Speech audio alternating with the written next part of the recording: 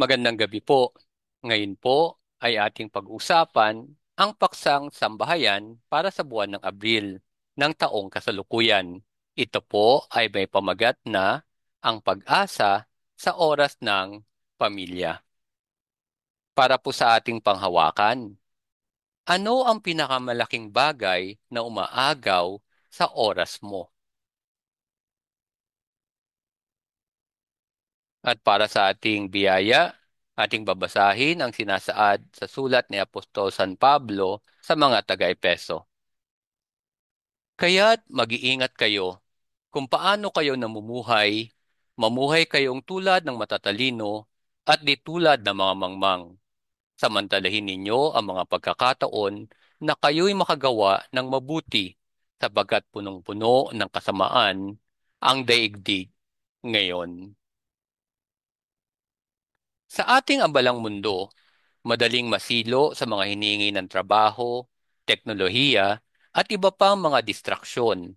Ngunit bilang mga Katoliko, ipinapaalala sa atin na ang oras na ginugugol natin kasama ang ating pamilya ay isa sa pinakadakilang regalo na maibibigay natin sa isa't isa. Ayon nga po sa Epeso, hinihikayat tayo ni San Pablo, kaya't mag-ingat kayo kung paano kayo namumuhay. Mamuhay kayong tulad ng matatalino at di tulad ng mga mangmang. Samantalahin ninyo ang bawat pagkakataon na kayo'y makagawa ng mabuti sapagkat punong-puno ng kasamaan ang daigdig ngayon. Ipinapaalala po sa atin ng talatang ito na ang ating oras ay mahalaga at tinatawag tayong gamitin ito ng matalino, lalo na sa ating mga mahal sa buhay.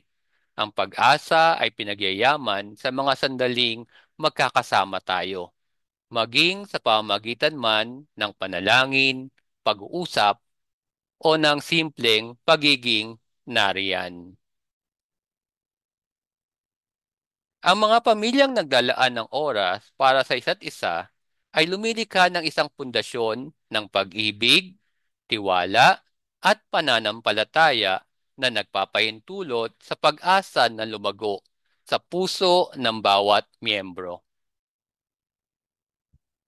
Gayunpaman, sa panahon ngayon ng digital, ang walang saysay na pagbabrowse at labis na pagugol ng oras sa panonood at paggamit ng gadget ay maaring magdulot ng malaking pinsala sa mga ugnayan ng pamilya.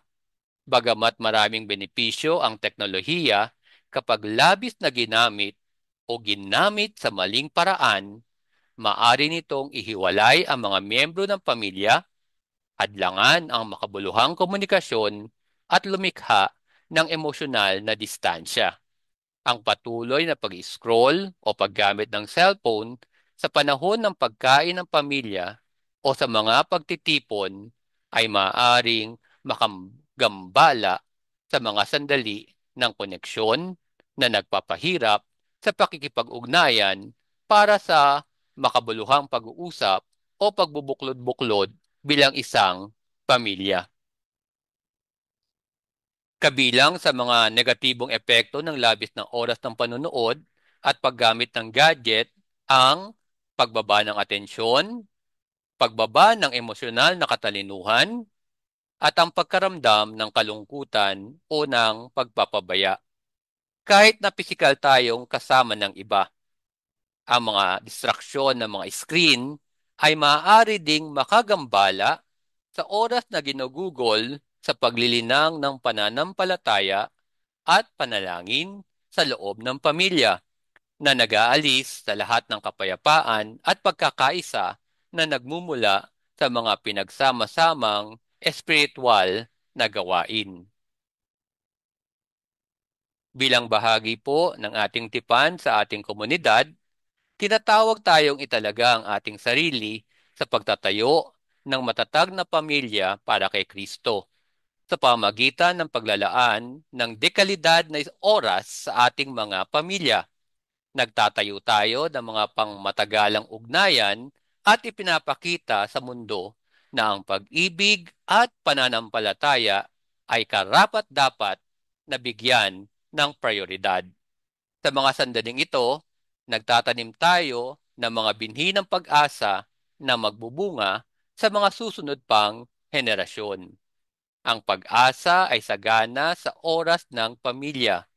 Mangako tayo na maglalaan ng dekalidad na oras sa ating mga pamilya at iwasan ang mga patibong ng walang saysay ng oras sa panonood at paggamit ng gadget. Sapagkat sa mga sandaling ito na malayo sa mga distraksyon, pinakamabisang gumagana ang biyaya ng Diyos sa ating buhay at sa puso ng ating tahanang Kristiyano. Ano po ba ang pagkakaiba ng isang ordinaryong bahay at isang tahanang Kristiyano? Nasa kaibahan nito ang pagitan ng isang istrukturang itinayo lamang ng tao sa isang lugar na itinayo mismo ng Panginoon na kung saan siya mismo ang nananahan.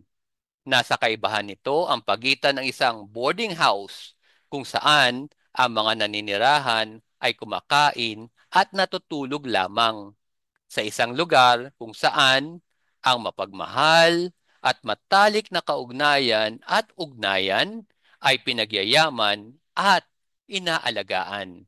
Ito po ay ayon sa ating Servant General na si Frank Padilla sa kanyang pamilya na nasa pangangalaga ng banal na espiritu or families in the Holy Spirit. Para po sa ating tipunin, paano ko mas mabibigyan ng prioridad ang dekalidad na oras sa aking pamilya na isinasantabi ang mga distraksyon tulad ng oras sa panunood, paggamit ng gadget upang magtayo ng pag-asa sa aming tahanan. At sa ating pong pagsulong, mag-schedule ng regular na dekalidad na oras ng pamilya ngayong buwan at gawin itong isang regular na gawi. Para sa mag-asawa, magsagawa po kayo ng isang regular na puso sa puso o heart-to-heart na pag-uusap. Huwag po nating kalimutan ang ating pagbibigay ng ating ikapu. Gayun din po, inihikayat na maganap ng pagkakataon upang maglingkod sa ating komunidad at sa Live Christ, Share Christ, ang mga miyembro ng ating komunidad na nasa 3 taong pataas ay inihikayat po na magmisyon sa inyong sariling lugar o probinsya. Maaari itong gawin bilang mag-asawa, kasama ang inyong sambahayan o kasama ang inyong pamilya. Muli po, magandang gabi at naway patuloy tayong gabayan ng ating Panginoon sa ating paglalakbay sa ating buhay pananampalataya. Papurihan po natin ang ating Panginoon.